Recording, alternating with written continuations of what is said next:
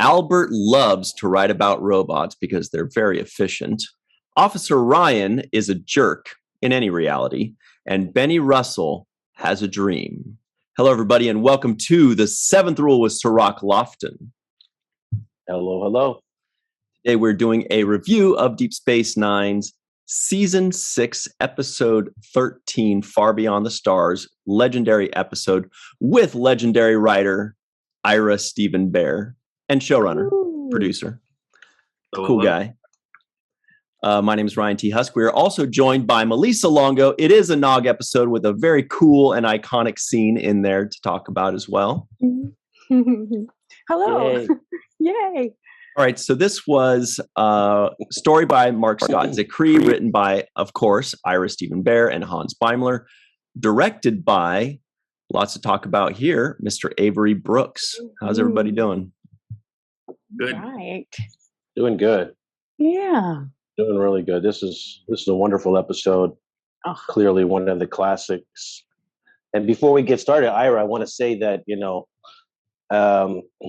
number one, as I'm watching this show, I have an increasing, even though I was already at a high level, it increases as I watch the show, just an admiration and respect for the work that you've done on Deep Space Nine, the way you maestroed this whole situation and put these stories out there for us to enjoy. So my hat's off to you. It just gets better and better as the seasons go on. And this is an example of just the level of greatness that you achieved on television. So thank you, Ira, for giving us these stories and telling these stories and putting them in these kinds of ways and format. Thanks, Rock. Appreciate it. It's amazing. There's so many places to go with this. Ryan, I don't know where you want to start. Well, I'll tell you where I want to start. First of all, I'm going to default to you and Ira, of course, and Melissa as well, because I've seen this a few times, but I hadn't seen it in easily 10 or 15 years. So where I want to start is kind of where you want to start, Cirroc, which is, had you ever seen this episode before? I know you hadn't seen most of these episodes, but you were in it, but had you seen it? Did you know how powerful it was? Did you know how good it was? And then that's what I want to know first off. Well, a few years ago at a convention in Vegas, Creation, we did a rewatch of Far Beyond the Stars. Right, yeah. And we had a panel assembled on stage for kind of reviewing this episode. And that was the first time I had seen it in maybe 10, 15 years, like you're saying, Ryan. So it was a great experience because I actually got to see it backstage with, majority of the cast that were in it. Ira, you were in part of that panel. Mark Zicree was part of that panel. And I think the moment that I remember the most was just before we got on stage, the climax scene with Benny Russell in the news office, saying that it's real, he created it. And there was a stillness across the room as we were all watching this together. And it kind of brought everybody to a silence and made everybody take note and pay attention. And that was one thing that I noticed, that, normally backstage everybody's shuffling around and, shooting the shit a little bit and just kind of moving around backstage. But everybody was still and fixated on the television screen as this episode was playing. So it had that kind of effect on all of us, and it was a special thing to actually witness it with everybody else and see it with everyone else. Ira, you remember that panel? Yeah. I had not seen the show since it had aired, and I was a little bit hesitant. I'd seen I forget which one, but I recall maybe it was at the Motion Picture Museum, whatever it is in Beverly Hills, where they have those salutes when they did the Deep Space Nine salute. They showed something on the big screen and I thought the episode, whichever one it was, worked really well. But I was a little bit hesitant about sitting in the audience and watching it, because I thought, how is it going to play? The sound is going to be bad, which it was. Right. And, you know, the picture blown up that big wasn't graded. It did not look great. It really did not look that wonderful. But the fact is, it held the audience. I mean, it's a convention audience, but it was, I have to say, and, you know, I had some family there for the first time at a convention, besides Laura, and it was a pretty good experience, I have to say. It worked well, you know. Lord knows, if you had told me in 1999 that Far Beyond the Stars and Past Tense were going to be the episodes that in some ways, you know, mean a great deal to me in terms of the whole experience, I would have said no. You know, I wasn't a big fan of Message episodes at the time. I felt it was preaching to the converted. I thought it was easy, you know, an easy win, an easy pat on the back, and changed over the years because this country refuses to change, and the same goddamn lessons have to be taught again and again, and you have to reach people slowly, it seems, a few at a time. So the validity of the episodes still remain, unfortunately. So yes, I look back at Far Beyond the Stars with quite a bit of affection.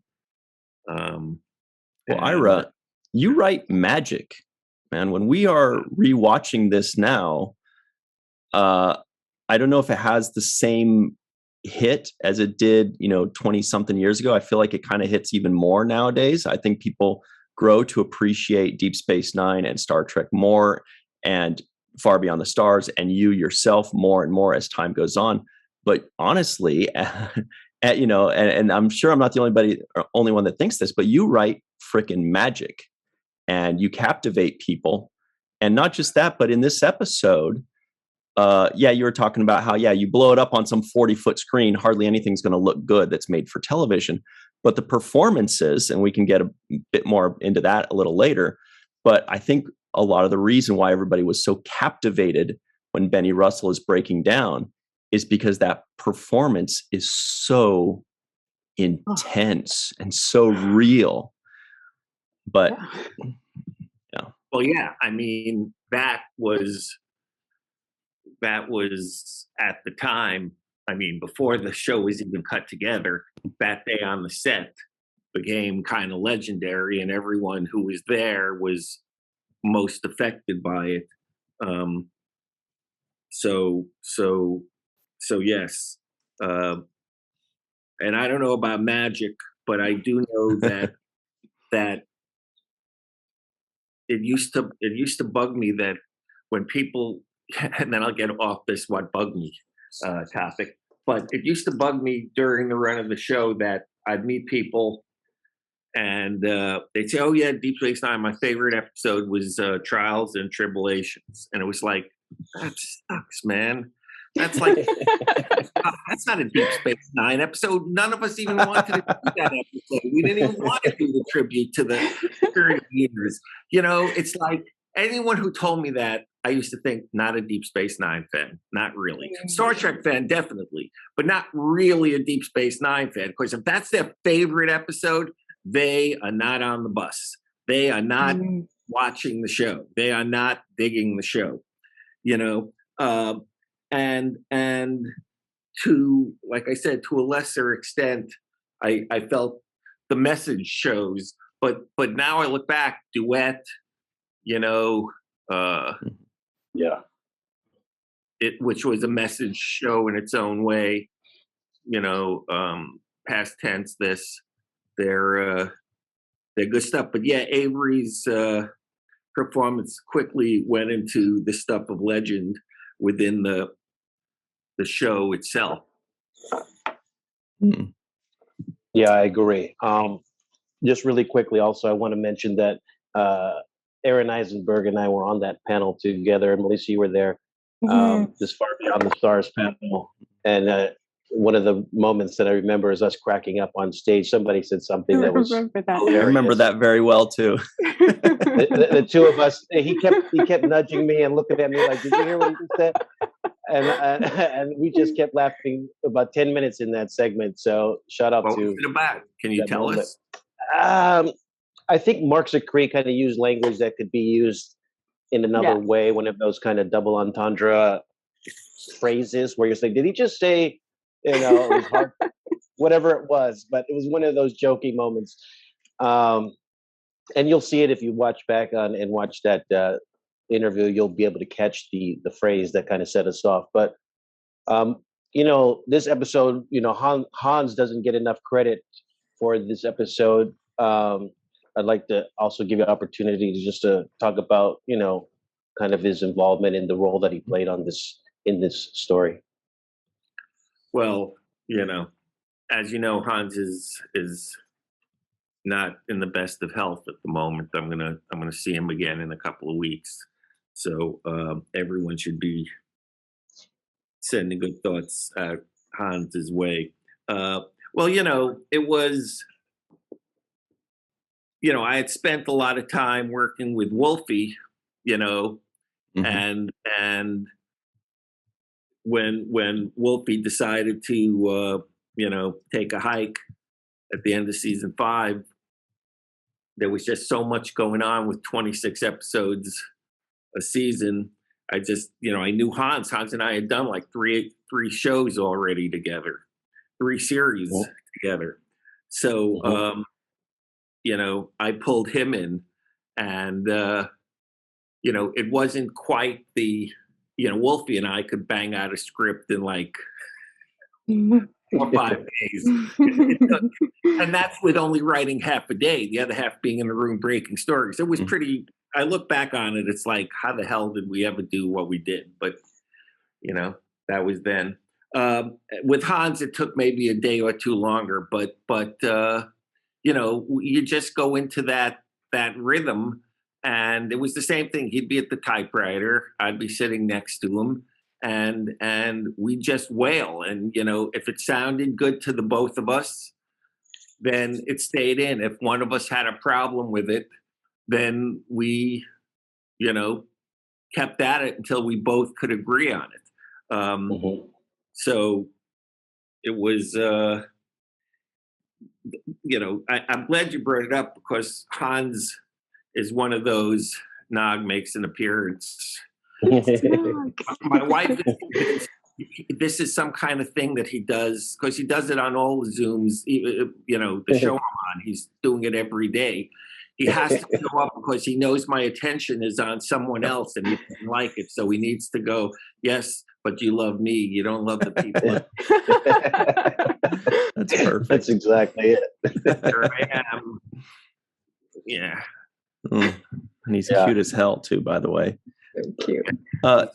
He's a good guy. So yeah, so it was just easy, and it was fun, and given the stresses and strains, when I look at these shows, all I keep thinking is I never was down on the set. It was so rare to get time to go on the set, and so much of that, it's so important. We had no real writing producers down on the set. We were too busy, and I think the show could have used a producer on the set, a writer, at times in different episodes, to just tweak things or just make sure that the director was getting what we really wanted them to get. So the only fun, was the writer's room, because everyone was together and it was, a blast, and we would like the overmind, and, being locked in a room with someone who I liked, and so writing didn't become a chore. With Hans, it was never a chore, or rarely a chore. So we did a lot of good work together in those 2 seasons. I mean, he was his way. You know, the whole Vic Fontaine thing. He was I didn't have to pull his ass along in that. He was on board with that from the very beginning. He loved it too, which is why we needed to get that kind of stuff done. But you know, he he grew up in Mexico. You know, I mean, as a kid, Really? yeah. Huh. That's how he started out in life, and you know, I'm not sure whether Spanish was his first language or just his equal language along with English. So he knows a little bit about culture and race and racism. You know, I mean, he's he's of Jewish background and he grew up in Mexico. He's got a lot. He knows a lot about discrimination. You know, so Hans. I'll tell him we talked about him. So. Yeah, please give him our love and our thoughts and prayers are going out to him. He's a very humble guy who's not into any kind of limelight and spotlight, and he deserves his dues for the work that he did. But I do want to say some of the things that you guys talk about in this episode. You bring up a lot of writers, H.G. Wells, Bradbury, Sturgeon, Herbert Ross. Right. These people that you're bringing up, are these people that you read and influenced by, and is that how they made it into this show? To an extent. I mean, I read. Look, I like a lot of Bradbury for sure. I was never into space opera. You know, my science fiction was, Philip K. Dick, who my sister turned me on, who no one knew. You know, it's so funny. Back in the day when Philip K. Dick died, he had like a 2-line obituary in the paper. I don't think he even made it into the New York Times. He had like a 3-line obit in the LA Times. You know, it's so amazing to think back how unknown he was. And I love Philip K. Dick. I love J.G. Ballard, which is a different type of science fiction. But I was never into the Asimovs or the Sturgeons as much, But I know how important they were. And when Zachary pitched, this idea, which this is what if we have a second, this is what I want to talk to Cirroc with. So when you hear this, Cirroc, and I know you did, that he pitched it as a Jake story. It was supposed to be a Jake episode, and it was supposed to be about aliens. It had nothing to do with. It was set in the 50s, had nothing to do with racism, had nothing to do with any of the stuff that it became. It was just Jake being a writer in the 50s, and it turns out that aliens are watching and blah blah blah. And I turned that show down. I said, nope, that's not the Jake show. I want to do. Because I didn't see any bottom to it. I didn't know what it was going to be about, except Star Trek episode about aliens trying to figure out humanity, and I saved that shit for the other shows, Right. Other versions of Trek. But do you ever think about that? Do you ever think some version of Far Beyond the Stars, it would have been totally different? Do you ever think that could have been mine? The Jake show. Could have been Jake. That's interesting because we had another writer on who pitched an idea that ended up becoming a show that also said he wrote it as a Jake episode, and Which it was one? transformed. Ryan, do you remember the episode? Let me look back. Was it Ethan Kalk? Let's see. How long ago was this? It was maybe a couple of months ago. Literally, maybe it was Michael Taylor with Resurrection.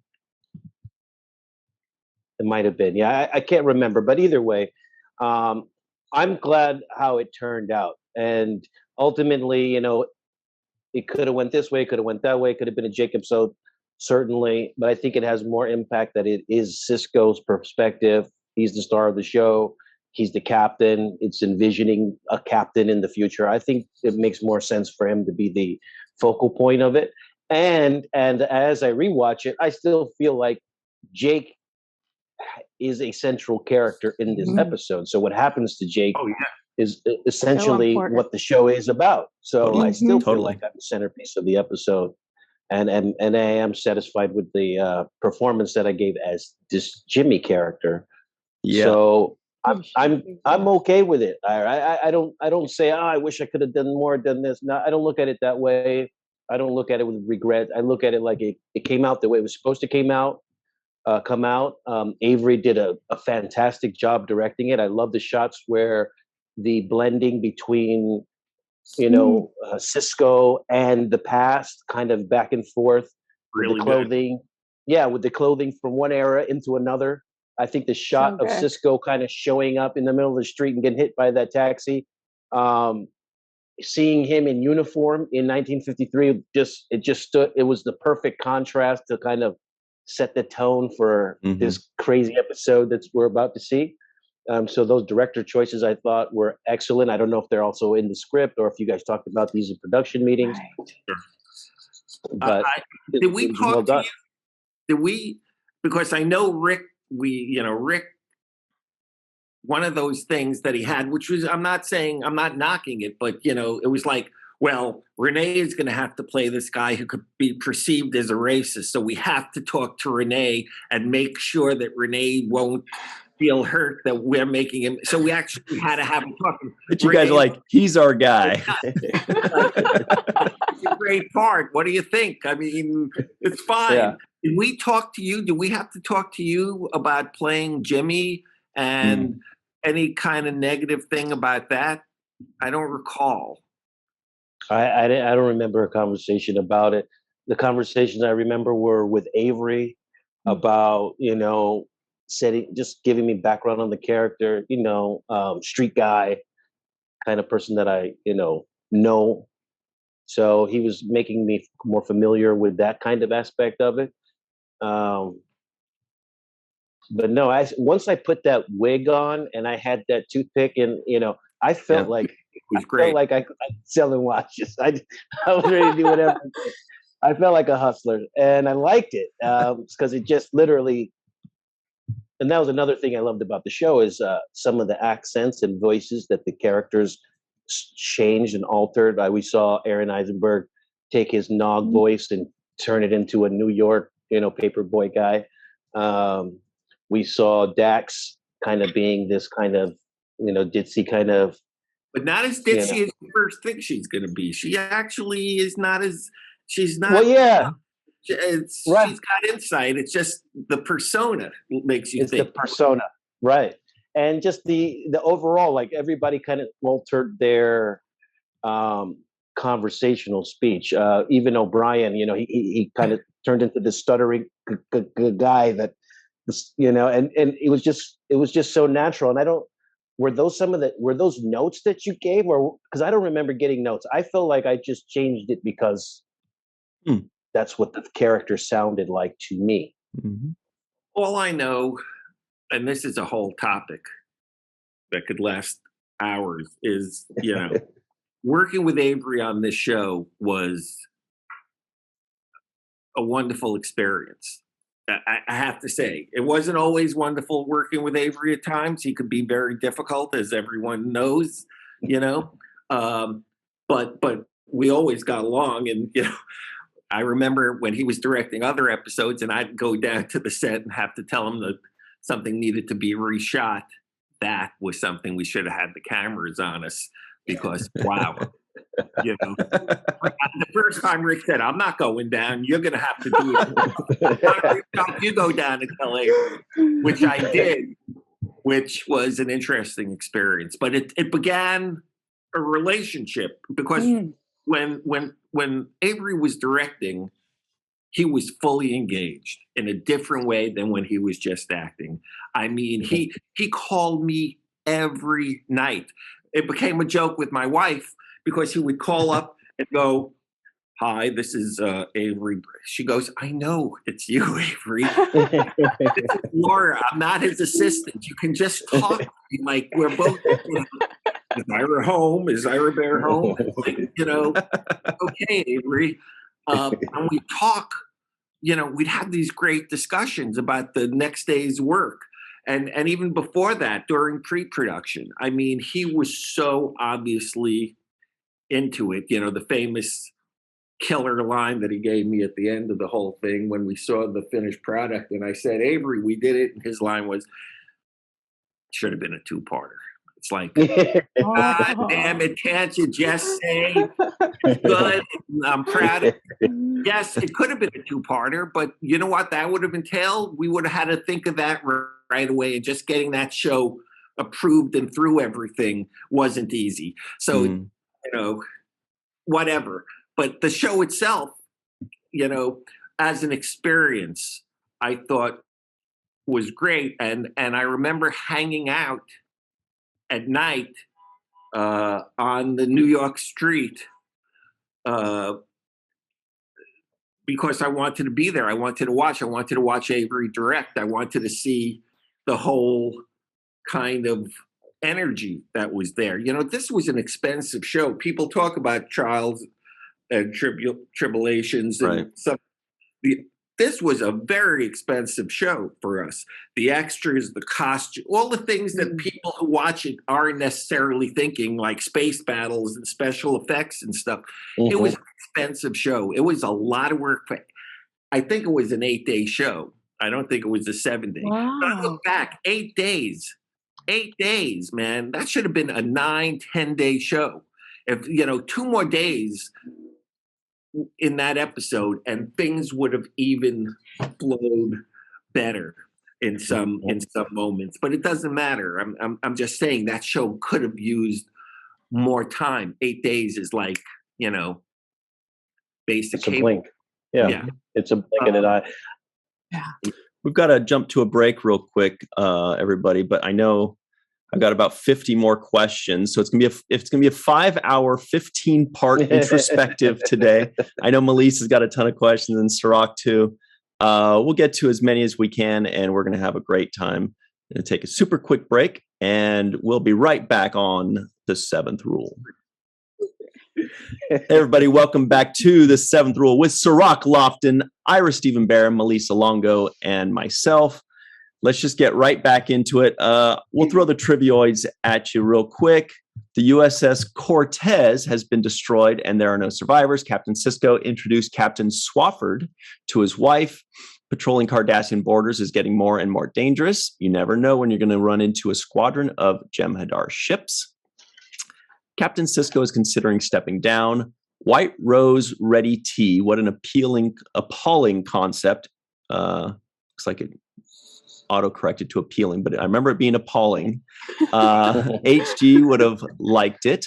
Armin quits over stale donuts, or Armin's character. Officer Ryan, by the way, I'm a little sad that when I looked him up and it turned out his name was Officer Ryan, played by Mark Alima. I'm like, why has it got to be Ryan? Cassidy's character tries to convince Ben to buy a restaurant. The Giants are in 5th place, also sad. Albert loves to write about robots because they're very efficient. Willie hit a homer 400 feet, and Benny Russell has a dream. There are like a million trivioids, but let's just get right back into this real quick. Just before we change the subject, Ira, we've heard you mention before that Avery said it could have been a 2-parter or should have been a 2-parter. So as I'm watching this, I was thinking about that. And I was wondering if there was enough in the writer's room when you were putting this together, if there was enough to be a 2-parter, and if there were some scenes and some elements and some characters that you had to cut out in order to fit it into one episode, or was it just always a 1-parter and there was no problem there? I was just so amazed we were getting to do this kind of meta episode. Mm-hmm. It just wasn't standard issue stuff at that time. So the idea of Benny Russell dreaming about the show and the fact the characters talking about themselves as fictional characters, again, so much of my time and my focus was just fighting for the opportunity. And when I say fighting, some of them were, small skirmishes. I'm not saying everything was a huge battle. There were huge battles, but even the skirmishes, when you're doing 26 episodes a season, are relentless. So I never, until Avery said two-parter, I was so busy being happy that we got this done and that it was good.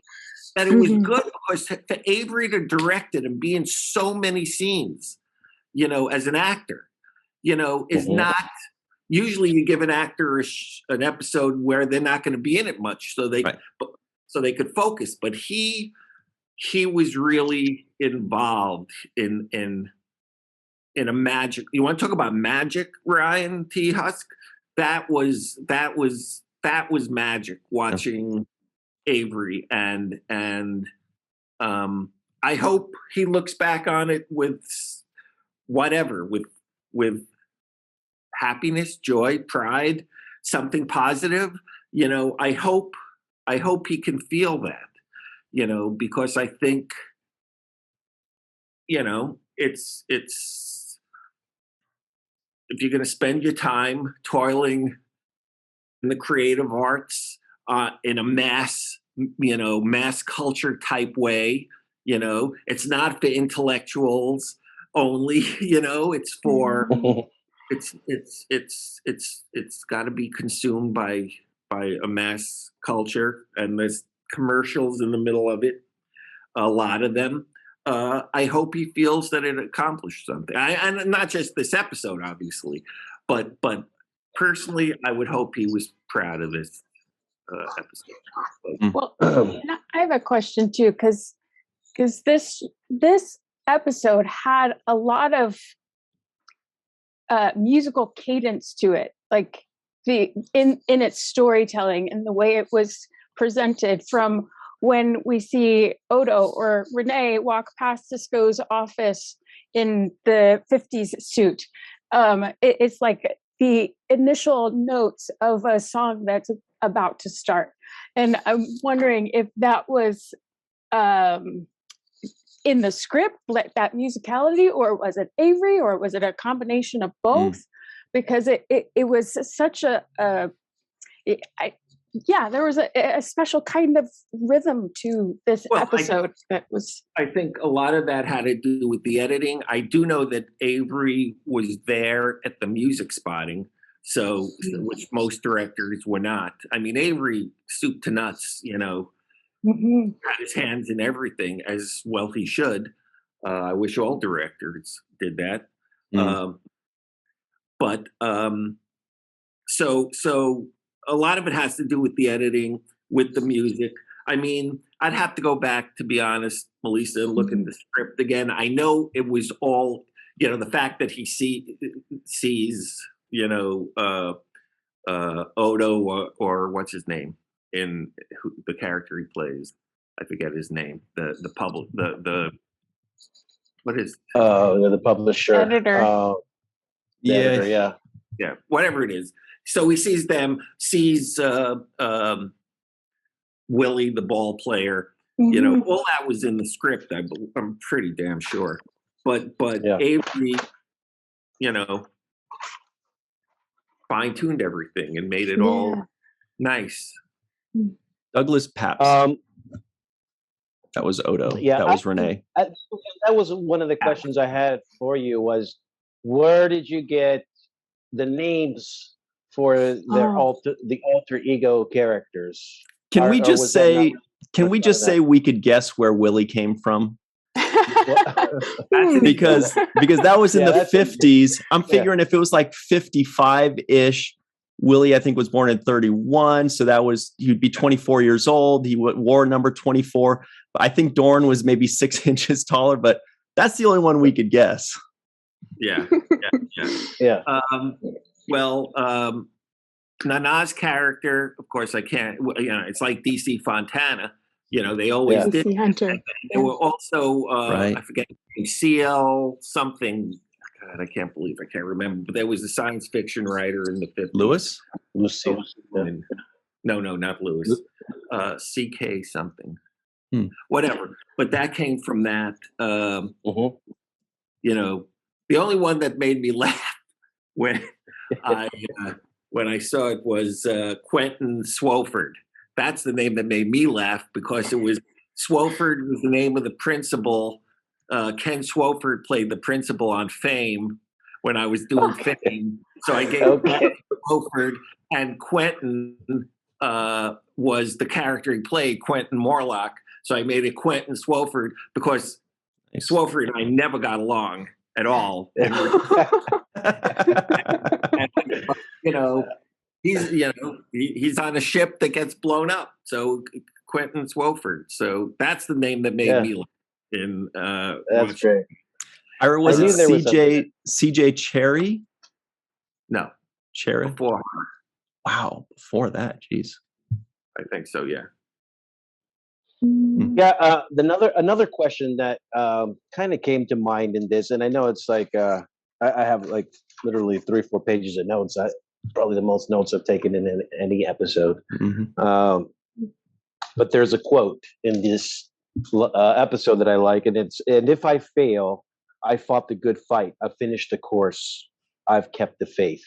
And I had to look it up. It's, you know, because Sisko says, I never heard you quote the Bible. So I wanted to know where it came from in the Bible, and it comes from 2 Timothy 4:7. But and it's about the Apostle Paul writing to Timothy about his life experience.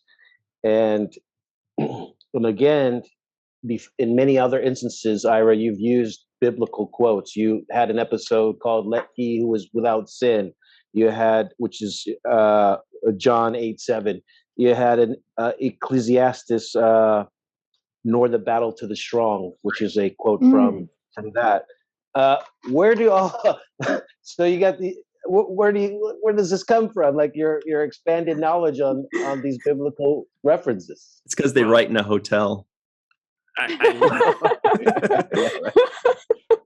I am smitten, and have been my whole life. I've been smitten by beautiful words. They've been a big part of what makes life bearable in this bitch of a planet, as Beckett called it. You know, bitch of a world, whatever. So, and there's lovely phrases in the Bible. The one we quote here, I have kept the faith, believe it or not, the way I went to a memorial service when the director Sam Peckinpah died. You know, I think how much I like the work of Sam Peckinpah. And Robert Culp, the actor, who you probably know from The Greatest American Hero, if you know, or I Spy. He was a friend of Peckinpah's, and he gave it wasn't him. It was, I think, Lee Marvin. It might have been Lee Marvin, actually. It was one of them. Came up, and at the end, you know, because Peckinpah had a tough life and had a lot of fights and only got to direct like 13 films. And anyway, that was it. You know, he fought the good fight. He kept the faith. And to me, it's kind of like another quote from the Bible that is, now my son uses it all the time, and it's also from a Peckinpah film, Ride the High Country. All I want is to enter my house justified. You know, when it comes to my life, as I look back upon my life, kids, if there's one thing that continues to resonate with me, is that all I want is to enter my house justified. And who does that justifying? It's not you. It's not the world. It's you yourself. I have to justify myself to myself. I have to feel good about myself, you know, and that to me is, you know, and that's another Bible quote, you know. I don't read the Bible, you know. Yep. I you know, I'm not knocking it, you know. I finally read, you know, the Odyssey. I hadn't read the Odyssey, you know. If I can read it, I guess one day I'll read the Bible.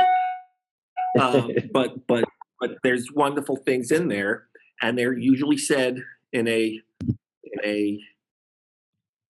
lovely and, you know, poetic manner. So that's where that came from.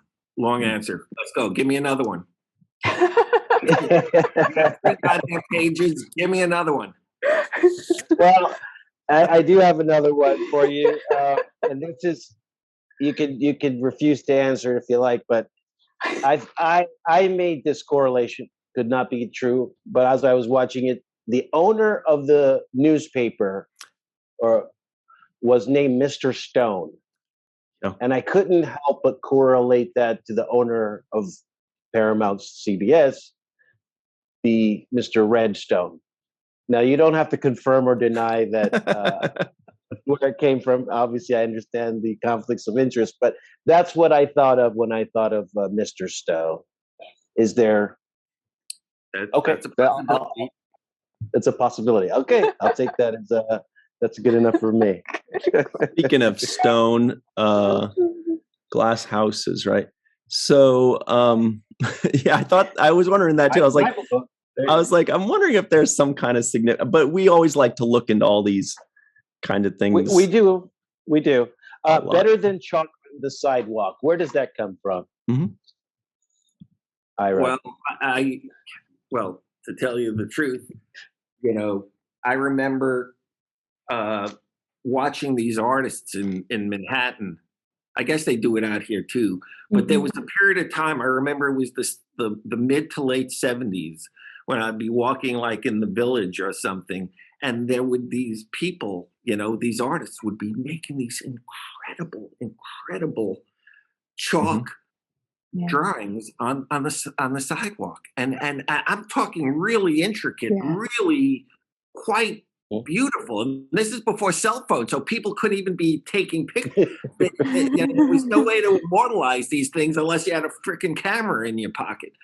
And I used to think that is like, what is that all about? That creative urge, that isn't about immortality, that isn't about it's going to hang up in a museum. It's not going to be bought by someone, it's going to get them nothing. It's not going to put bread on the table. It's not going to get their name known, but they had that urge to create. So it's a beautiful thing, but it's not to last, which at the time I found ineffably sad in a way. So the idea of, hey, look, I have a novel that I wrote that I keep thinking about self-publishing. Oh. Because it's not a science fiction novel. And of course, everyone told me, schmuck, if you're going to write a novel, write a science fiction novel. You could probably get that published, but I didn't want to do that. So I think about self-publishing, but it's like, you 100, 200 copies. Is it worth it, or not? So chalk on the sidewalk. That was really cool. Well, I will say it is worth it, because you never know how many lives you change down the road from your words. I just saw a documentary about Leonardo da Vinci's writings and how he was considering publishing his manuscripts, which he never got around to. And I just think of how the world would have benefited from those publishings. Another question for you. I noticed that Garrick is not in this episode, Andrew Robinson. Oh. And if you could have put him in the episode, or if you had thought of it, what would be the role that you would have maybe made for it? I noticed that. I don't think Andy was available. Okay. That's why he wasn't in it, because he wasn't a character we would have forgotten or chose to omit. So I'm pretty sure he wasn't available. Maybe he would have been the artist that JG portrayed. Yeah, I mean, when I was looking back on it, it's funny when you say that, because at one point I was wondering if, I get, we thought of the Mutt and Jeff of it. That's why we had Jeff and Mark. But in some ways, I think JG and Mark might have been a better twosome as the cops, because I think they would have even been more threatening and made Jeff the artist, But this is something that 20 years later you're looking at, go, okay, well, maybe James booming presence of Mark Alimo, but then it was also Wayun and right. so there were reasons for it. but yeah, either he would have been another writer. We would have added one more writer if need be. We would have gotten him in there. Trust me, we would have gotten him in there. Okay, so you noticed his absence like I did. I was like, wow, this is everybody except for one major guy that we really need. Malissa, yeah, go ahead. Yeah, I am very curious about how you come up with dialogue because it's probably one of the hardest parts of writing it, in my opinion, is making it sound authentic, organic, like you're having an organic conversation, and it's not like, everything is exposition. It's I don't know. You do write magic. I have to agree with Ryan.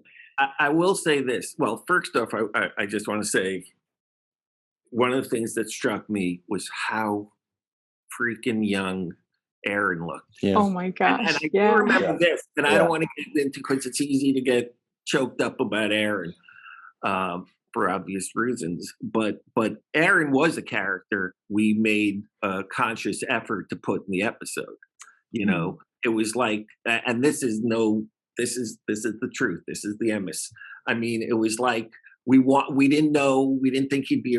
That's why we added the character of the paper boy, the newsstand kid, because we just wanted Aron in there. We wanted everyone in there, and though now that you mention it, Cirroc, we didn't have Max there either.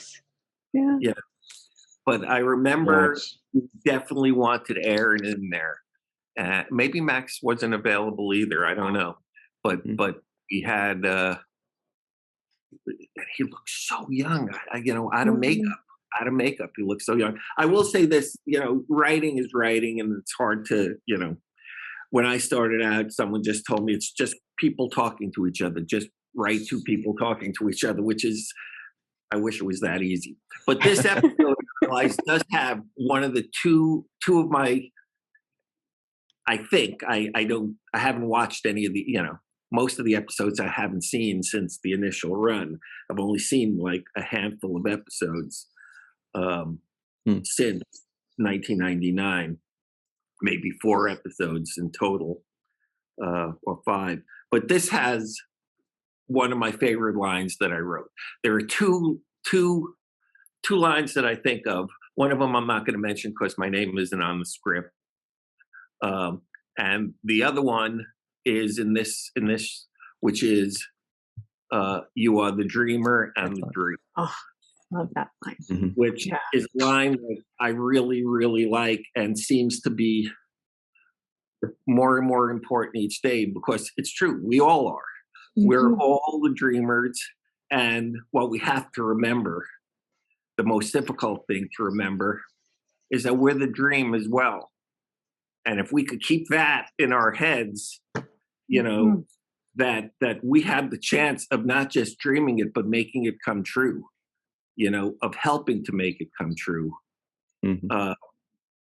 things would get done, but we get caught up in the opposite of that, the helplessness, that we have no control, that the world is too much with us, it's too big, we can't do anything, we're helpless.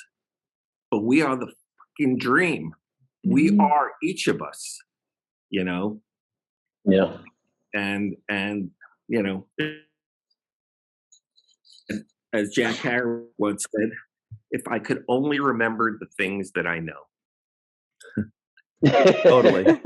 You don't have to keep learning the same lesson over and over again. Right. Yeah, see, that's the goddamn trouble with existence and being alive. Like we just refuse to remember the things that we know, that would make things better for all of us, I think. Yeah. Also, one of the lines I liked was delivered by Sadig when he says, "Oh, how I long for a gun." Sid, was that you, Sid? I just love the way he put that out there. It was just funny. But this is my other question for you. And this was my line, actually. And I said, today or 100 years from now, as far as they're concerned, will always be niggas. And it might have been, it has to be the first and only time that word, the N word, was used on Star Trek. What was the pushback against using this word on, basically family television? Look, obviously the pushback was you can only say it once. Right. Once enough. But I had this, and obviously we had Avery in our corner. So you say no to Avery. Right. You go talk to him. I mean, Avery probably believes they were always saying no to him, but the fact is, well, he wanted it in there too, so obviously. Yeah, of course. Well, obviously, I spoke to him about it. It wasn't something that you just do, but it just seemed like the verisimilitude of the scenes. I wanted, he talked about the ambulance that comes at the end, to pick him up, and that ambulance, which you don't get to see too well, but that is a grimy. It is not a sparkling, clean, shiny ambulance that you see in every movie and every TV show. He said, because that's what they would send, to Harlem. They would send the shitty ambulance because either the hospital, that's all they had, or if it was to a white hospital, they would send, the shittiest, equipment that they have. So it was that sense of trying to get to the reality of it. And Jimmy, to give him because the audience, I mean, look, I felt the same way at first. We had a lot of discussions, Hans and I, and in the writing room too, it's like, Jake Sisko is going to be a street kid. Who's going to buy it? Forget about you and playing it. It's like, is the audience going to buy it? How is the audience going to believe it's not just Jake Sisko pretending to be, a street kid because you didn't have makeup, right? You didn't have, you weren't coming out from behind a mask. We gave you a little stash that kind of helped, but we had to get the audience to think, whoa, this is a different character, Yes, it's Jake, metaphysically maybe, but it's a different character. And one of those ways would be talking. We couldn't cuss, right? We couldn't say the 7 censored words. So what could we do? And it seemed like that would give it a sense of reality. And you couldn't do it today. Can I just say that the contrast that you guys were worried about whether it would work to see, Jake Sisko suddenly being Jimmy, whatever his last name was, that stark contrast and the possibility of it not working is precisely what made it so good. Is it was so jarring to see this kid that's bright and has this whole future. He has the best manners. He's got a great family and great friends. And he's just like the upright citizen.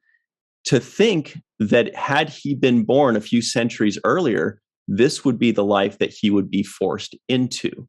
That contrast shows the contrast in our future and our past, I thought. And it made it so stark where people go like, holy shit, somebody as cool as Jake Sisko would have been forced into this kind of life that we kind of look down on, and that's what I thought actually really worked about that. And I also want to point out very quickly that I had a feeling you were going to say, I am the dreamer, or you are the dreamer, and the dream was going to be your favorite line, because not only that Benny Russell and Ben Sisko, but Avery Brooks himself epitomizes that line as well as being the dreamer and the dream. So I thought that was a really fitting line for him as well. But I want to ask you one more thing, Ira, and that is about, you guys have mentioned in the past several times, and I think this is just always like a big problem with sci-fi, is when you guys come up with a really cool story, now you have to come up with the science and the technobabble of like, okay, now how do we appease the nerds to explain why this is happening? And I feel like in this episode, you didn't really have to worry about the science to explain it, but you kind of were beholden to the fact that you're doing this series and you have to explain it in universe as to why this is happening and how it still fits into the universe. Did you feel that pressure where you're like, okay, we can't just do this episode. We have to still explain, okay, let's see, it's the Bajorans, he's seeing visions. How do we tie it in to still make it fit within the Star Trek universe? Well, compared to my time on TNG and the first 2 seasons of DS9, I had cut bait with that a couple of seasons ago. Rick had to be the guy to, he was always cracking the whip, the past tense. One of the things we spent so much time in those episodes explaining, God, was that miserable. That's exactly what. Talk about having you focus on the wrong goddamn thing, But by now it was like, who cares? The quickest way just to get us in there, and the audience is with us or they're against us. So no, in this episode, I remember a lot of time spent worrying. Maybe we did a little bit, but not a lot. The other thing I just want to mention is Brock Peters, who is just freaking fantastic in this episode. And I loved, I was thinking about him because when Sidney Poitier died recently, the only time I ever saw him in person was when I went to the funeral service for Brock Peters, and he was there giving one of the eulogies. And at that point, he was in his 70s and was just an amazing presence. I mean, God, what a presence. But Brock Peters, I love that guy so much. I mean, I loved him, he was one of those character people I loved growing up, as I love so many character people. But from, To Kill a Mockingbird, from Major Dundee, from a bunch of things that he did. And to have him in this show, not only be, Sisko's dad, which is fine and more than enough, but to have him be that preacher, to have him be that man who's telling Sisko, but telling us how it is, speaking truth, universal truth, was just fantastic. And I think he does a great job. And that in this watch of the episode for me, every time he was on screen, I was like, we had Brock Peters on the show. We had some really great actors that we brought in. That's something that fills me with pride. I feel like I could enter my house justified with the Brock Peters of it all. That was my first note, was when Joseph Sisko walked in. I had forgotten he was in this episode. And when he walked in, it was like this unexpected. So I was like, that's why I put in all capital letters, Joseph Sisko, yay. So I'm like, all right. God bless him. He lights up a room and he makes everything better. But what were you saying, Cirroc? I was going to say, going back to the line that we talked about, where Jake delivers about today or 100 years from now. Mm-hmm. One of the things that I wish is that this story would become absurd because society has moved far beyond this point of thinking. And so, one day, someday, people can look at this and say, wow, I can't believe people behave like this, or I can't believe that was going on in the world. And I hope that that's the case. But unfortunately, the reason why this episode resonates so much is because it's still something that we have to deal with in the headlines when we turn on the television and see the news and see Black people, having to deal with police brutality, being killed by the police for very minor things. And unfortunately, it's still an issue and a topic that is making headlines and that we have to deal with as a society. So I pray that one day that we can look back at this and look at it as a something of an archaic thing, of something that we look back and say this is a bad time in our history. But unfortunately, it's a current time in our history, and we haven't really moved past it. When you were writing it, did you? I know this was, we still had the the Rodney King situation that happened during us filming.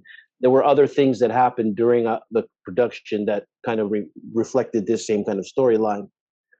But did you ever think that now, 25 or 20 some years later, that we would still be seeing, guys like Jimmy getting beat up on, in front of the public and murdered? I used to be told, the older you get, the tougher it is to see history repeating itself and feeling that sense of helplessness. So yes, it is amazing to me that we are, the Obama presidency didn't seem to move the needle the way we thought it would. I would, this is getting a little bit off topic, just indulge me here. Everyone out there should read a book from 1998, which is not that long ago, called Confederates in the Attic. It was a very popular book at the time. Now, of course, it's forgotten because 20 years, nothing lasts. But this was a book that was written in 1998 by a great journalist who unfortunately passed away, a couple of years ago, Tony Hurwitz. It started out, he wanted to interview and look into Civil War reenactors. You know how they reenact Civil War battles? Yep. Yeah. He thought that would be an interesting topic. And what he discovered was something a whole lot deeper. And everything that has happened in the last 6 years, the Trump years, everything that's happened, it's nothing new. It shouldn't be a surprise. If you read this book, it was all there all the time. America is a fractured land. It always has been. People cannot agree on what this country is supposed to be, what this country's past was, and the meaning of that past. It's all there in this book. I started to read it again, recently. And it's become what was once almost humorous about this subculture, and these people who, still explaining why the Civil War was not about slavery. It was about states' rights, all that kind of stuff. It's not that funny anymore. It's not funny at all, obviously. But anyway, that's a book that in some ways should make people feel better, because it's kind of good now that it's all out in the open. It's all, it's not a sleeping power that's just waiting for its chance. It thinks its chance has come. We are battling right now for the soul of this country. That's what this is all about, for the soul of this country. Everyone talks about, is democracy going to last? I don't have a frickin' clue, and it might not. It is on the knife edge right now. And that's not being pessimistic. That's just saying it in a way. It's a good thing, because you can't say we didn't know, our head was in the sand. This happened, underground. It's not underground anymore, baby. It's a fight. It's a fight. It ain't a fight with guns yet, but it's a fight for the soul of this country. And I can talk about this because Far Beyond the Stars, should be out of date, should be a relic from the past, should be a museum piece. And the fact that it isn't says something very clear. And we all have to face it. That's the thing. It's not a pretty thing to face, but we have to face it. And we all have to decide what we're going to do about it and how we're going to stand our ground. And I don't mean stand our ground in the sense of, Trayvon Martin. Not like that kind of stand. Getting a gun and pointing it at someone. But we have to do what we feel is best.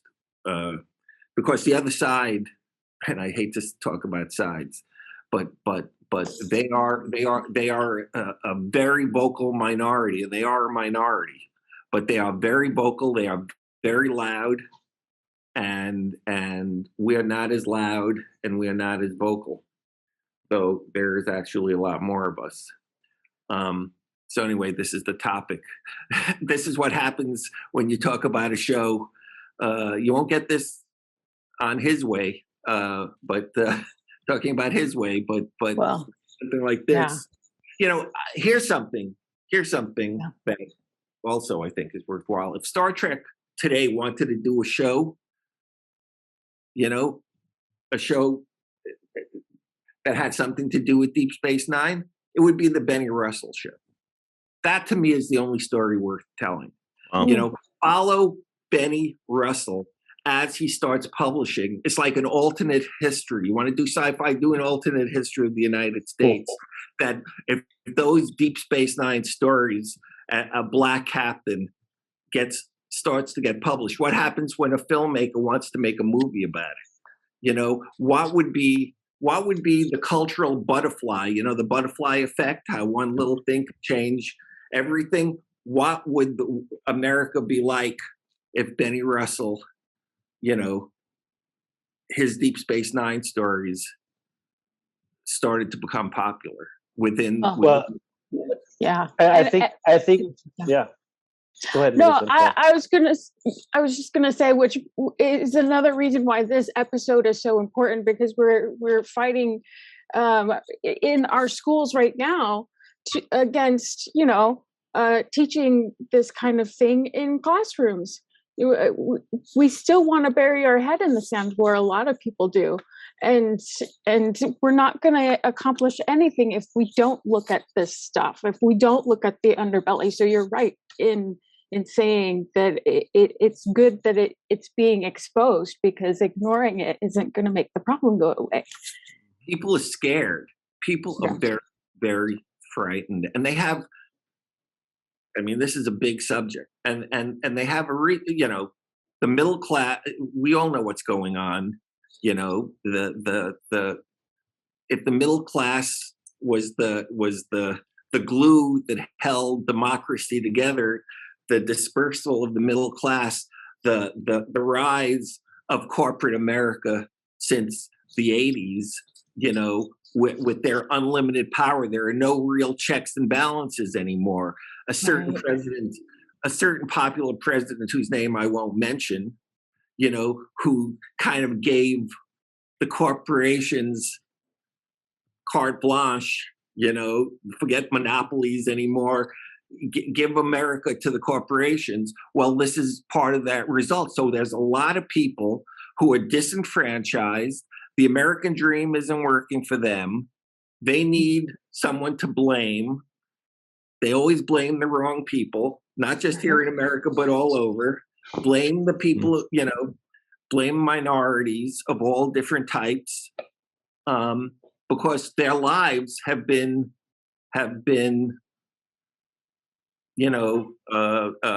kind of cut down by the a lack of opportunities that they expected to have in their lives. And I get that, and that is discouraging.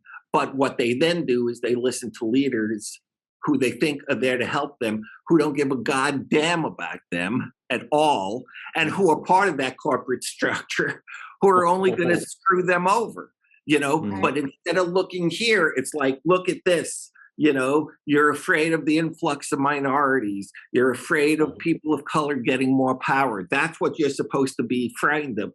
Forget the fact that it's all going to be a corporate culture that's going to take away any agency at all that you might have. But no, worry about the guy who's going to mow your lawn, or the service workers who are doing jobs that you don't want to do and don't want your kids to do, that's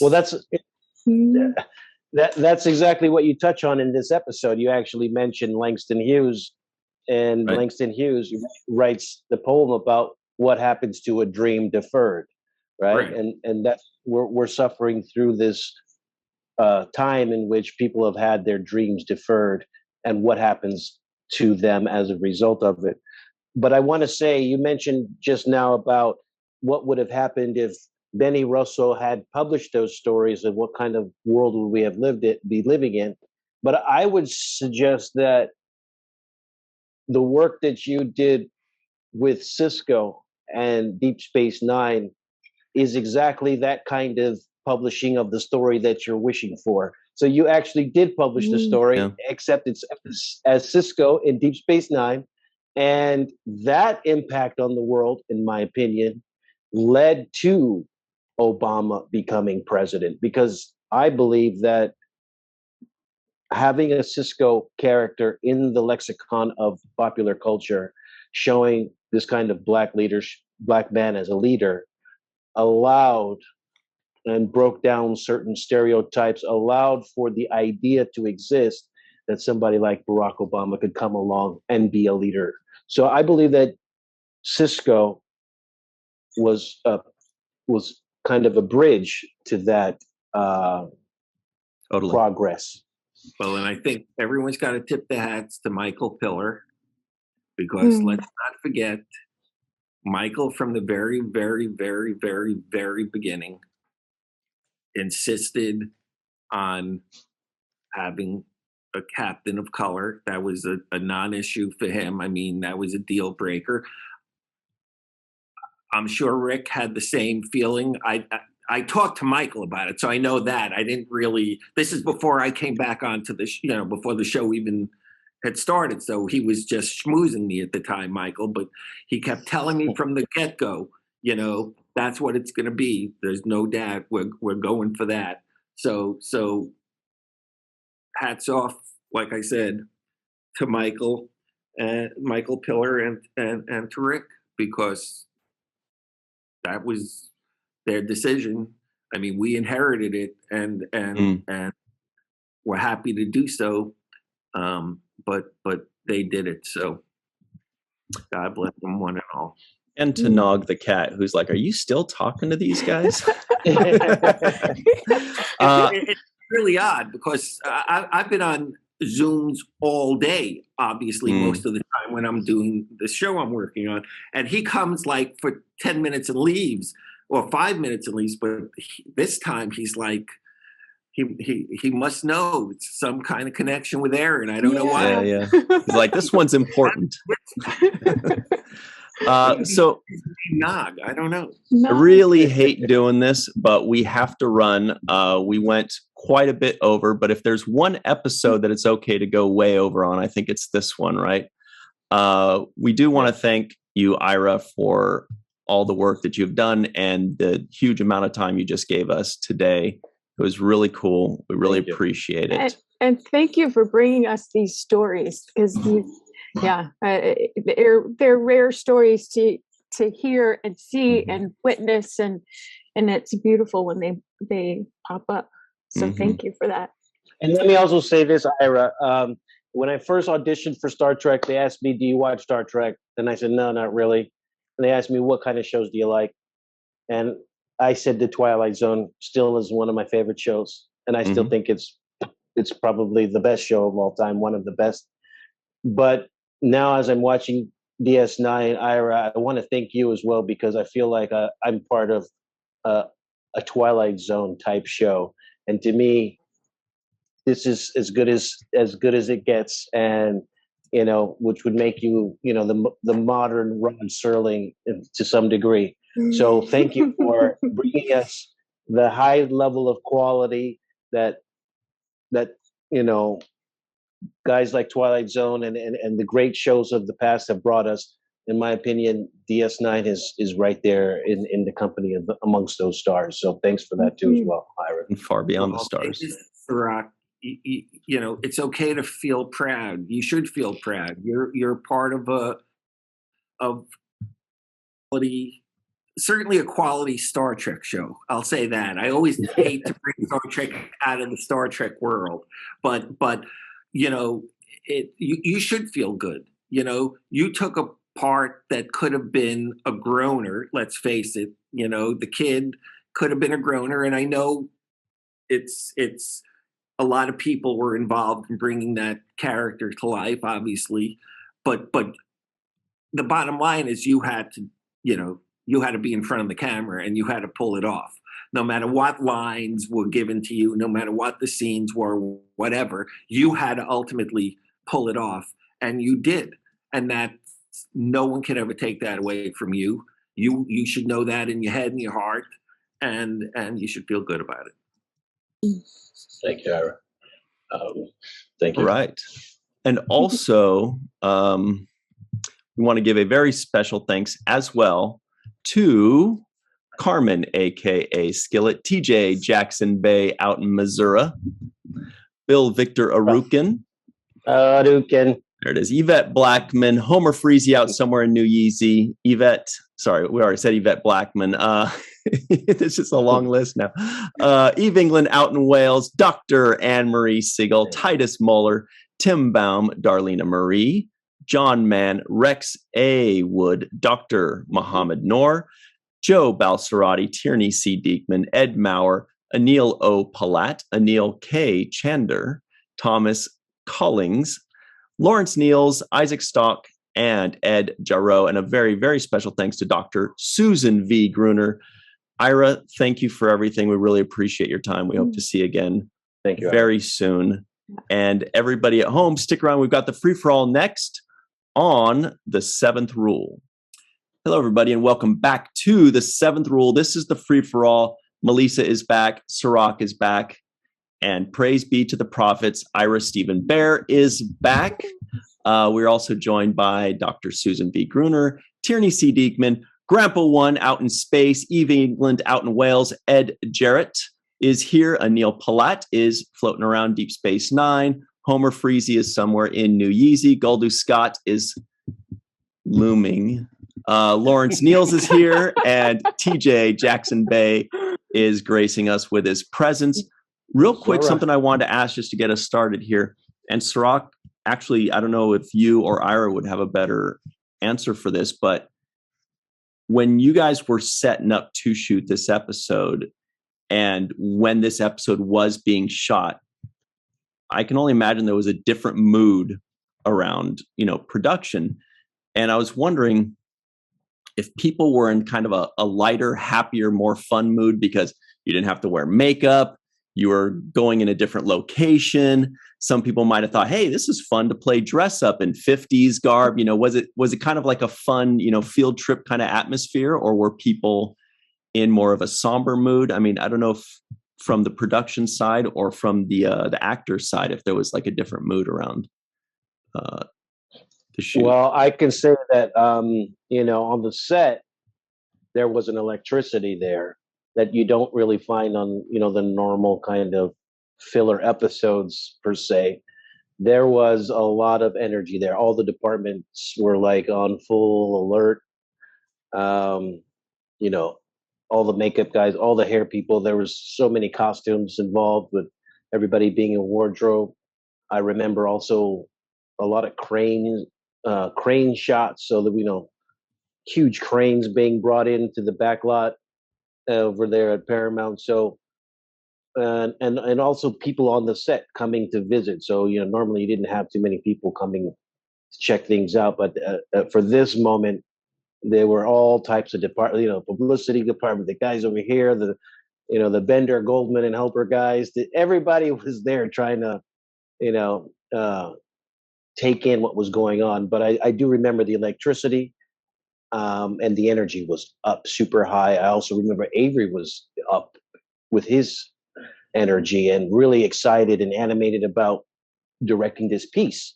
And so it was kind of contagious. Avery's energy was contagious on the set. Seemed like everybody caught, you know, the excitement bug for this one. Ira, what was the production meetings like? Was it similar like that?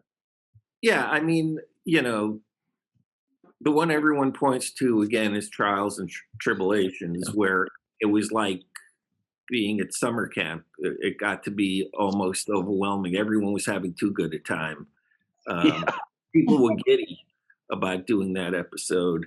But with Far Beyond the Stars, I think you said it quite rightly, Cirroc.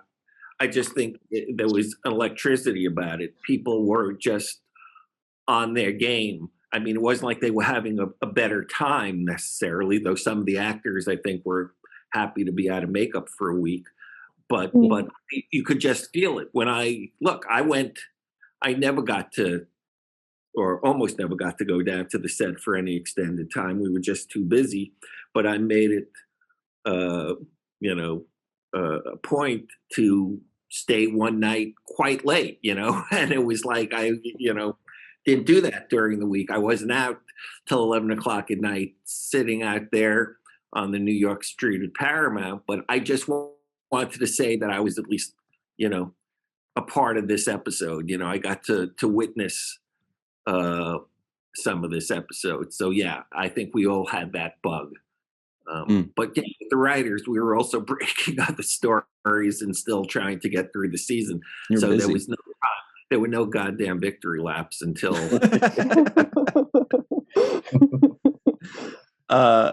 TJ, so good to see you again. Have you seen this episode recently? I think you may have. What'd you think? Oh man, there's so much in this episode.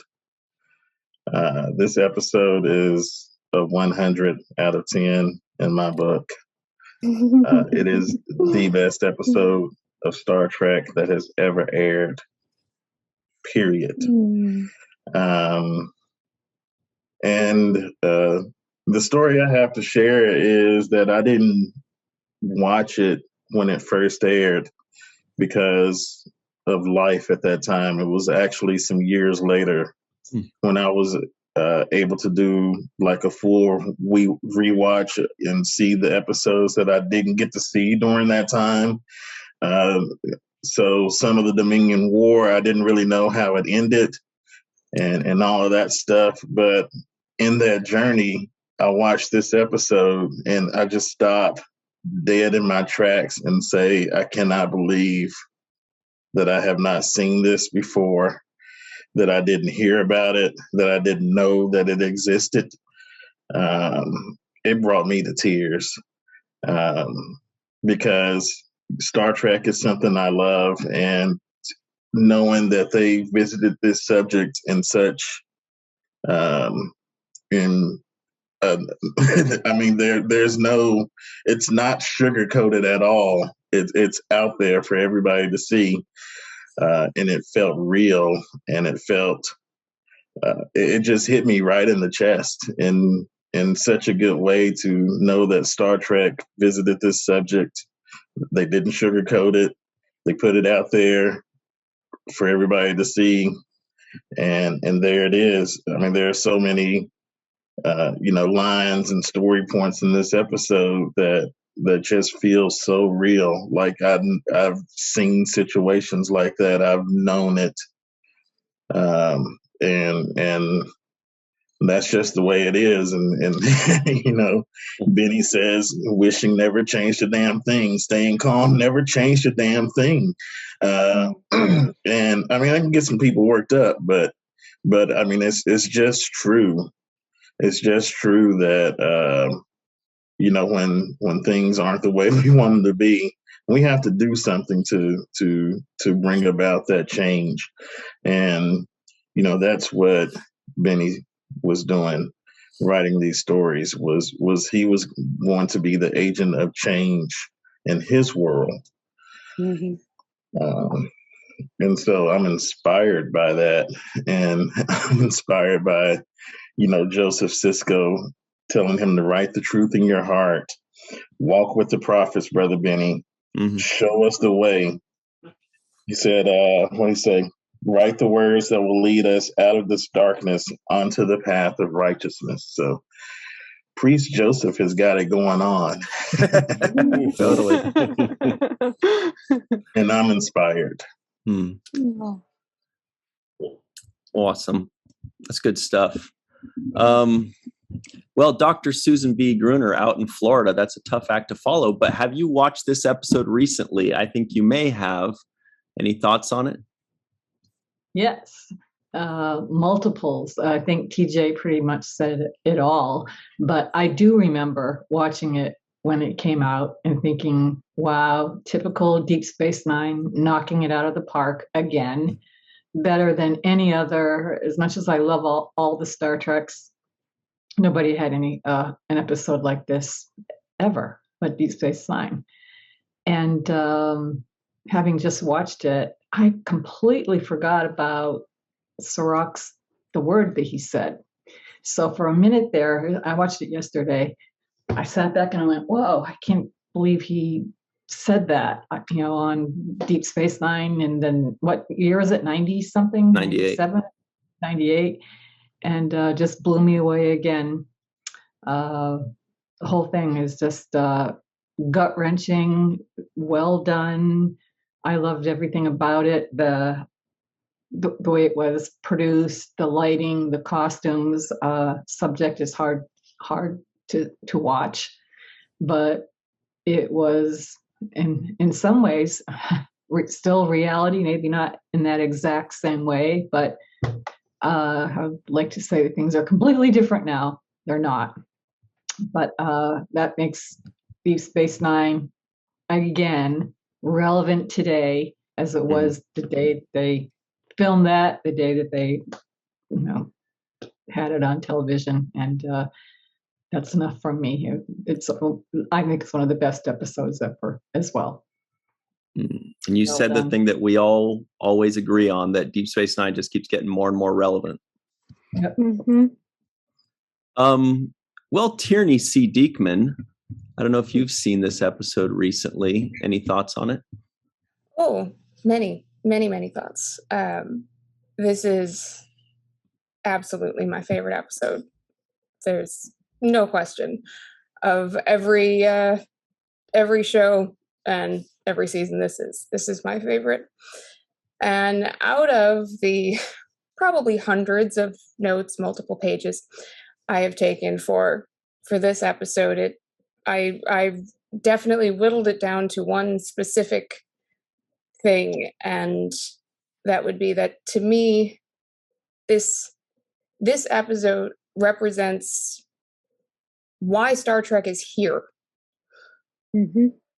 why it's here, and why shows like it exist.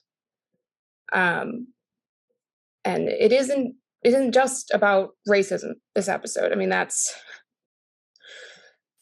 like Sue had said, I wish it wasn't relevant today, but it is. It's timeless, beautifully, painfully timeless, and that's just how it is. And there are other aspects of it with the racism that are, anyway, we'll go over that. But one thing I'd like to cover with it is that it isn't just about that, at least not to me. This, to me, represents a dawning of a new age in literary and scientific enlightenment through sci-fi. Again, why we have Star Trek. The 50s is where it really, really all began. I mean, if you can't really see everything in this room, but it's basically a tribute to classic sci-fi. It's just bloody everywhere. And at that time, World War II's over, and now you've got the Red Scare. You're smack in the middle of the atomic age, the baby boomer era, and people's minds are flooded with fear and hope for the past and for the future. And that bred a lot of really incredible things of all definitions of the word. And that line, "You are the dreamer and the dream," it's a wonderful line, and it's really, really perfect to encapsulate everything I love about not just Star Trek, but sci-fi in general. What Roddenberry gave us and what everyone going forward gave us. I mean, everything that we consume it's a glimpse into someone else's mind, someone else's dream. And whether that be Benny Russell or Ira Steven Behr or Gene Roddenberry or anyone here in the group, anyone watching, listening, we create this stuff. And I think a lot of people don't realize, especially newcomers, kids in their late teens, early 20s that are starting to binge this through streaming services or wherever they're getting it, don't think of, where does this come from? Where is this starting? And it starts in a really hard place, a tough time. This is a really good representation of what was going on, what people went through. You can make it sounds terrible. You can make it a morbid drinking game, reading classic sci-fi, of how many racist, misogynistic, and bigoted moments there are before page 50 of anything that's written before, actually not even, I was going to say before 1970, make it, before the contemporary, but even then. And it just continues. It's why this episode is so important. And then you have Avery, this is one of his most powerful performances, like undeniably. I've become a little desensitized to a lot of episodes that I've watched over and over and over again, but not this one. There is too much to love. There is too much in it. And there is too much with that performance. And he directs it as well, which is perfect that he does. He understands. He knows. A lot of us don't. We have no freaking idea what it would feel like. And he puts himself into this, his actual self, and you see it and you feel it. And he has that speech, that monologue at the end. And you feel it, all of it. It all comes through, that you can't kill his idea. You can't kill the dreams. You can't kill the future. And God, I love it so much. Tierney, that line you mentioned, you're not just the dreamer, but the dream. That's what Ira was saying was his favorite line as well. That was pretty much the exclamation point on this episode in a lot of ways. It's a really good one. We do have to get everybody in here real quick, but that was great. Lawrence Niels is out in New York. How are you? I am okay. I'm actually in Atlantic City, not New York today. I thought you lived in New York. No, I do live in New York, but I am performing tonight, so I am in Atlantic City. But I was not going to miss this. What do you do? Tierney, by the way, I'm recovering from everything you just said. If I'm stumbling through my head, I'm recovering too. I still had more, but they know me. I never shut the hell up. I'm singing. I'm singing. My band is playing in Atlantic City tonight. So nice. This episode has always spoken directly to me in ways that, Star Trek speaks to all of us, which is why, on multiple levels, which is why I think we all enjoy the series. Not just from entertainment value, but on a moral level or a thought level. And then this episode aired, and I remember just literally being floored. And when it was done, calling my uncle and my mother, who could care less about science fiction, going, "You both need to come here, sit down and watch this with me right now." Because I taped it on VCR. And I was like, I went back around the table. And I was like, we have to watch this right now.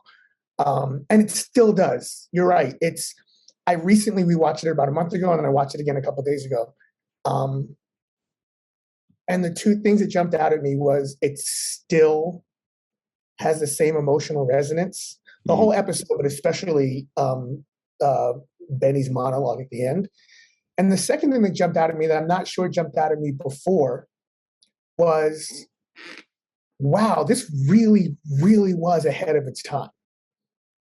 Like, this is 1998, and I think it was relevant then, it's relevant now,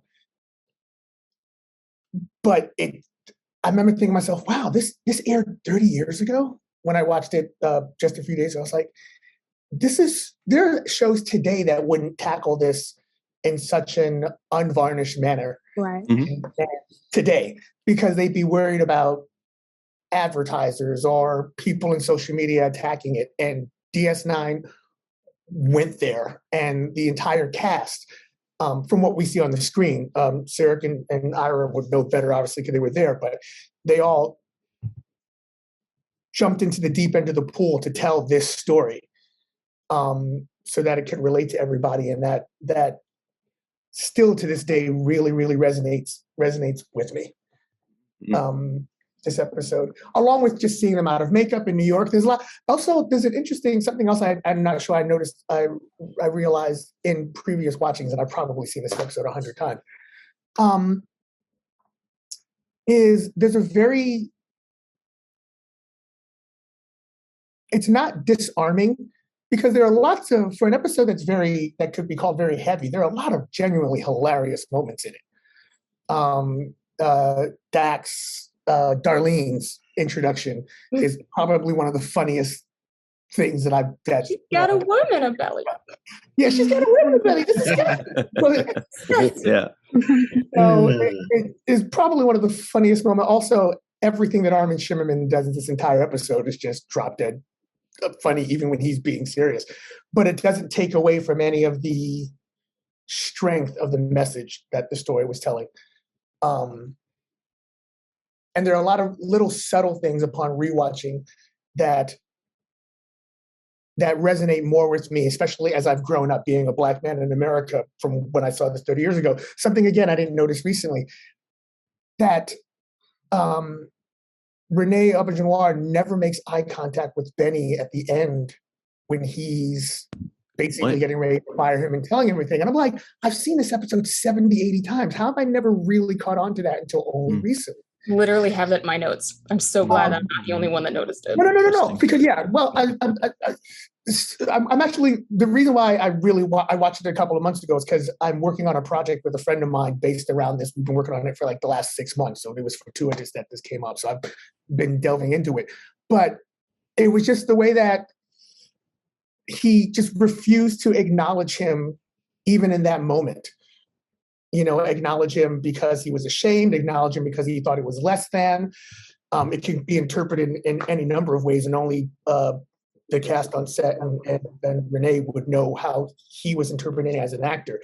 But it jumped out at me in a way it never did before, especially, I guess, now as I've grown up and had different life experiences as an adult. So, yeah, this whole thing is just really powerful. Just kudos to everybody for embracing it for everything that it was at the time, everything that they were trying to share for people who might not know what it is behind in the past, and what it still represents today. I mean, Cirroc, I know this is going to sound not going to sound horrible. I'm mumbling my words, I'm sorry.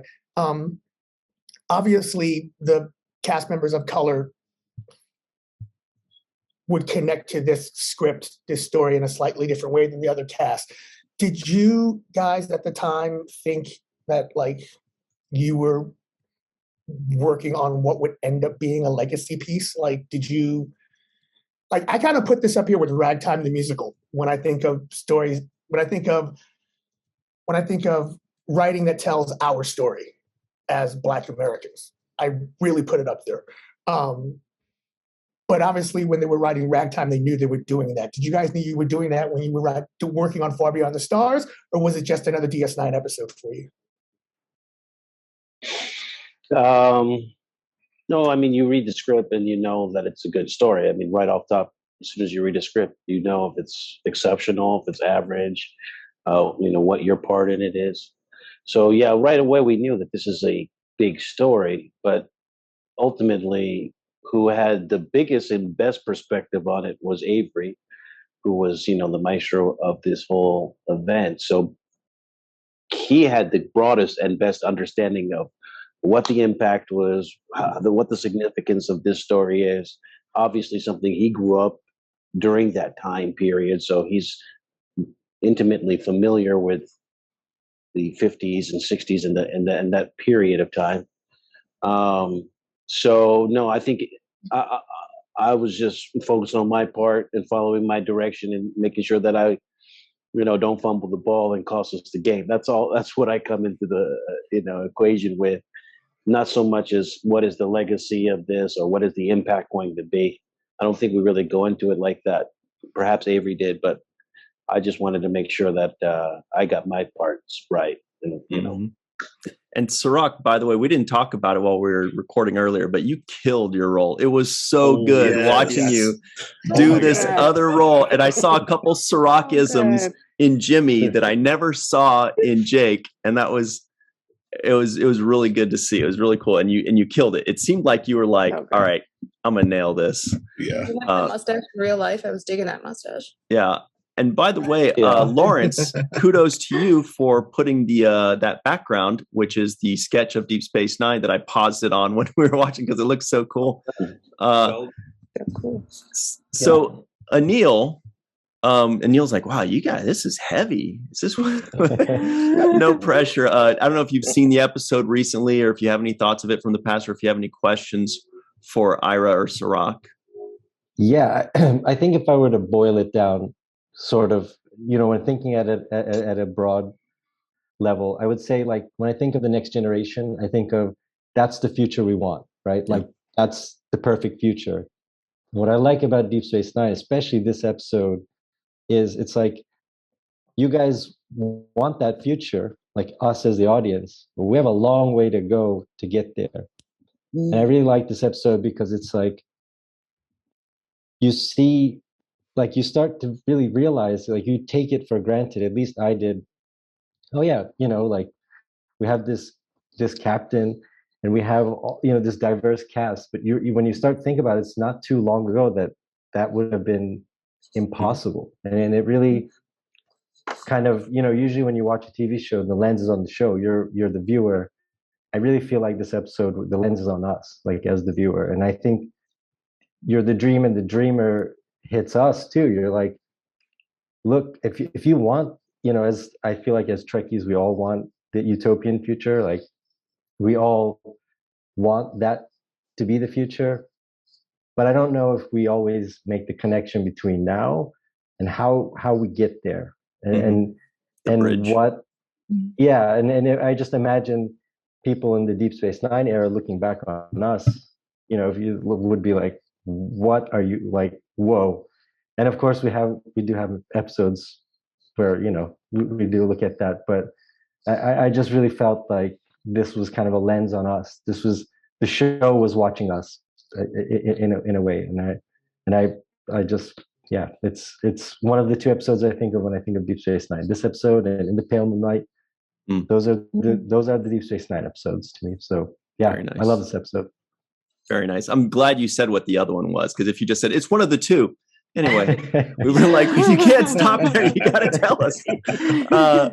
Grandpa One, you've been muted, but I watched you and you've said yes a bunch of times when people were talking. Any thoughts? Oh, quite a bit.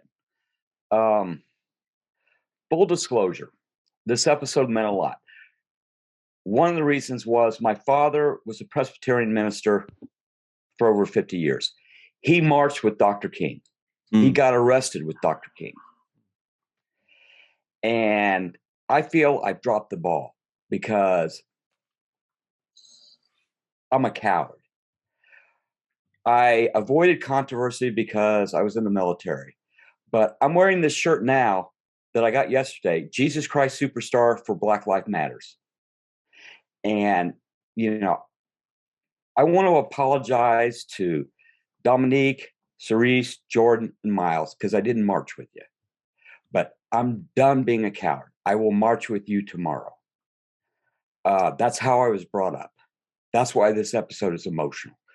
To go to the episode, there was a couple of scenes that really meant a lot.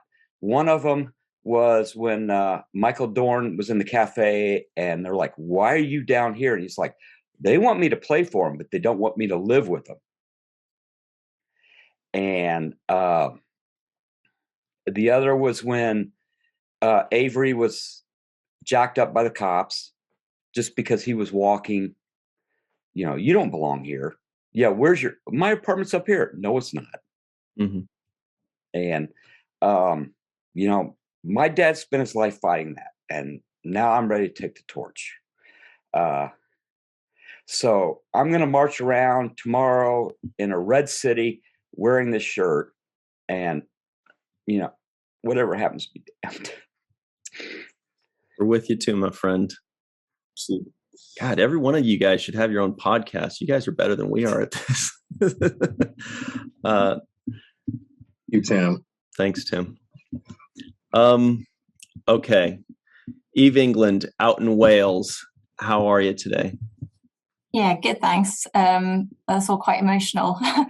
Following Tim's section, I mean, what Tim and also Anil just said about you have to live the dream, and that's what I get at that last monologue with Sisko is it's not ever going to happen for everyone unless you live that dream, and he is living that dream. He doesn't know if it's a dream or not, but he's living it, so he has to continue and doing all of the important things that he's doing. So I think that was really impactful. But I watched it twice this morning, and it just always shocks me how the intensity hits you. It's completely gripping. It's just emotionally charged the whole way through, and the performances, the dialogue, it just commands the attention, you know, right the way through the episode, even though you have, you know, the pockets of humor, but then there's always that underlying sort of nervousness and sort of you're always anticipating something bad's going to happen throughout the whole episode. And I just found that the noise, the costumes, everything, because it is so different to what we normally see, and the noise particularly got me in terms of the street noise and outside the cafe, for example, just made it all like even more real than. So I think it just, even though you are going back in time into the 50s, it just feels more real than anything we ever see on the show, which particularly struck me when I watched it again today. And I'd forgotten, I think what Sue just said, it was so jarring, the language that was being used, and I'd forgotten, and I don't know whether maybe I've watched it before and they've dubbed it out, possibly, I don't know. But so I had a question for Ira in respect of, you know, the use of language, the conscious decision to use that, whether that was difficult to get approved or to include in the script, and you know, what the thought process was for making that real emphasis of, you know, this is what's happened and we need to make a point and get the message across about what we're trying to achieve here. Unlike some of the other issues and battles we had to fight, I don't recall that as being like a major knockdown, drag out fight. I mean, we were allowed to say it once, I know that, and that was it.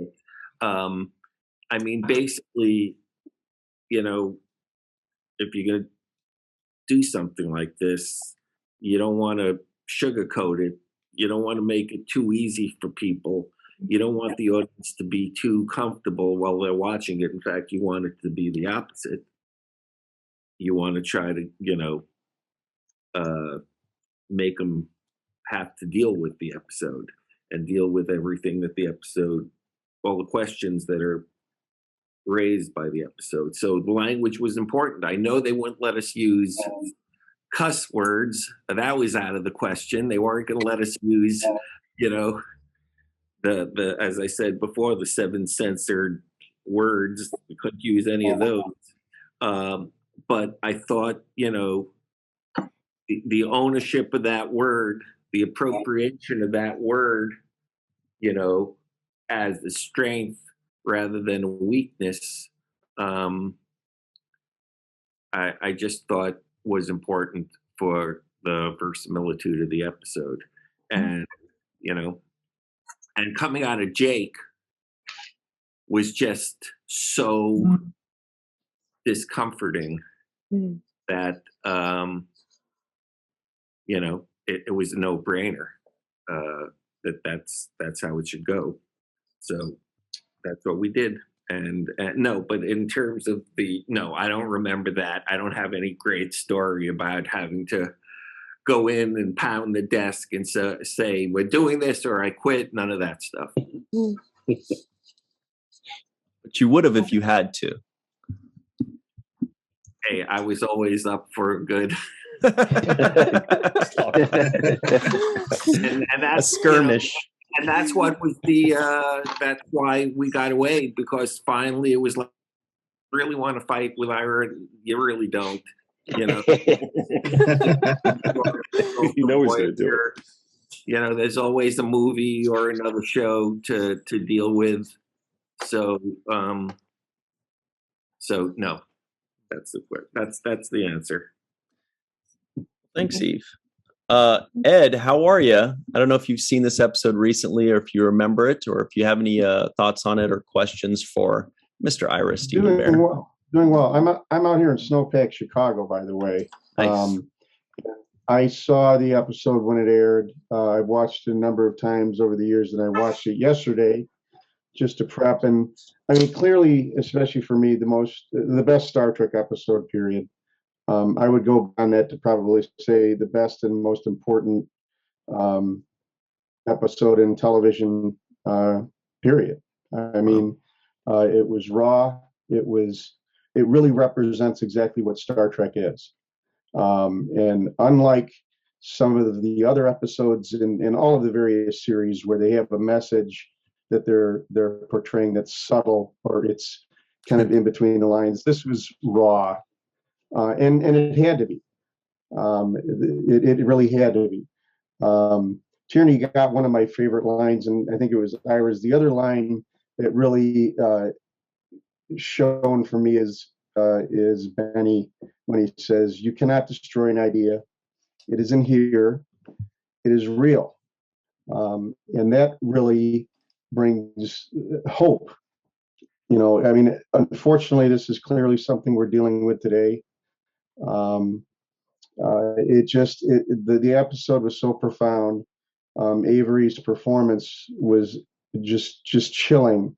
In his monologue when he falls to the floor in pain, I mean, you couldn't help but feel that personally at the time you were watching it, and it's just remarkable. I can't say enough about how important the episode was and how much I adore it.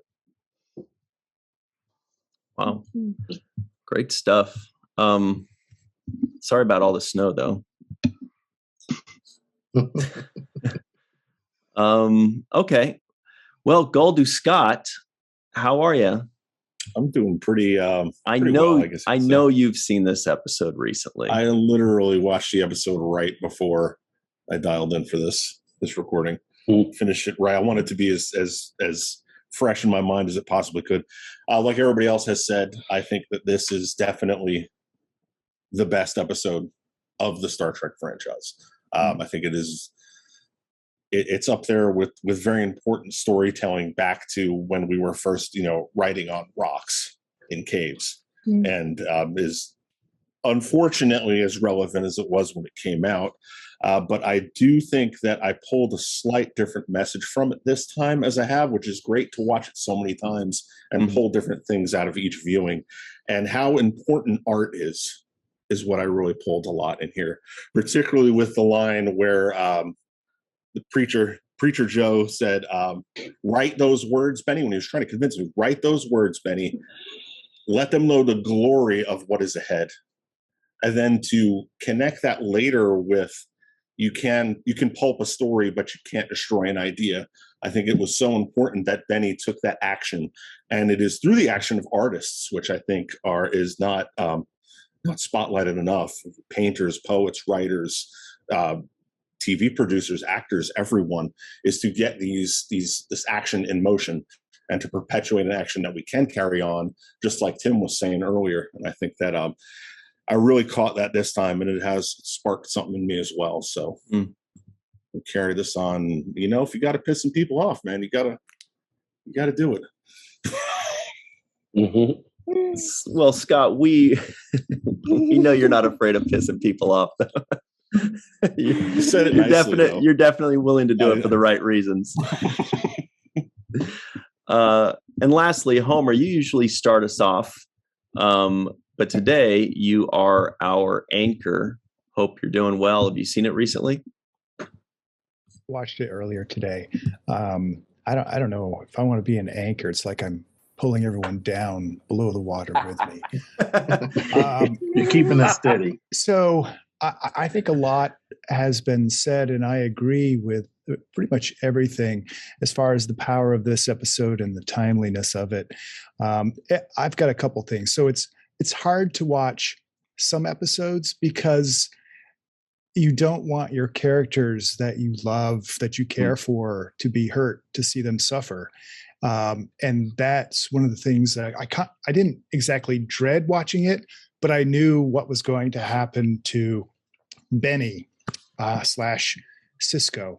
But the way it's done, like I'm zipping along watching, I'm looking at the time like, whoa, only 12 minutes left. So it wasn't like I had to stop and pause, but I want to actually ask Ira a question. I don't know if this would be something that you were involved with so much, or if it might be more like, say, Doug Drexler, but just the incredible detail in every room, every shot, the diner, the office. I mean, behind me, we've got a moodometer.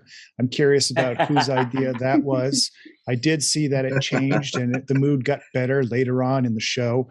And Sisko's apartment, everything from the music to, I mean, there's a tea kettle here too. It was just amazing. And you really feel like you are in 1953. A lot of that has to do with Avery. Avery was super pumped. It's a weird expression to use with Avery Brooks, but Avery was engrossed in this episode, and he was meticulous in every aspect of it. I know that apartment, everything that was on camera, you know, he had either he requested it, you know, or he brought it himself, whatever, the books, the whole thing. And you know, a show like Trek where you have a lot of obviously very talented people in a lot of different categories, you know, the same grind that happens to the writing staff happens with production crews as well, and heads of departments. You know, you're grinding it out. You're grinding out the season. You're doing the best job you can all the time, but you know, it's like nose to the grindstone. And every now and then you get a show that's whatever, bigger or different. And suddenly it's like, hey, I can like really stretch on this one. I can really bring a different game to it. And I think this is one of those episodes. I mean, they had no choice because otherwise they would have had to deal with Avery, and no one wants to deal with Avery. But I think also professional pride. So what you're seeing is everyone attempting at least to be at their very best and putting in the extra effort. It came through. It's fantastic. Yeah. Wow. Well, that's a great way to end this. I feel like we could talk about this for another few hours, but sadly we can't. Tim, you muted yourself again. That was a really good laugh right there. We love your laugh. It's a crime to mute it. Yeah, go ahead, sir. Right. No, just a couple final comments. One, I want to. I didn't get a chance to say before that Renee's performance was really amazing in this. I think you guys, you mentioned earlier about him not looking. Lawrence, was that you that mentioned him not looking Sisko in the eye? Yeah. And I noticed that too in his performance when he was like, well, and there's another thing I have to tell you, and he kind of was rolling his eyes like, let me find the way and the words to tell you, basically, you're fired essentially. But I thought his performance was great, and you need that contrast in order for Sisko, for Betty Russell's performance to also be great, because you need to have, feel him being the victim of this kind of prejudice. But I wanted to give Renee his dues for the performance that he gave. And the other thing I wanted to say was something, you mentioned watching the show and picking up new things that you didn't see before or hear before.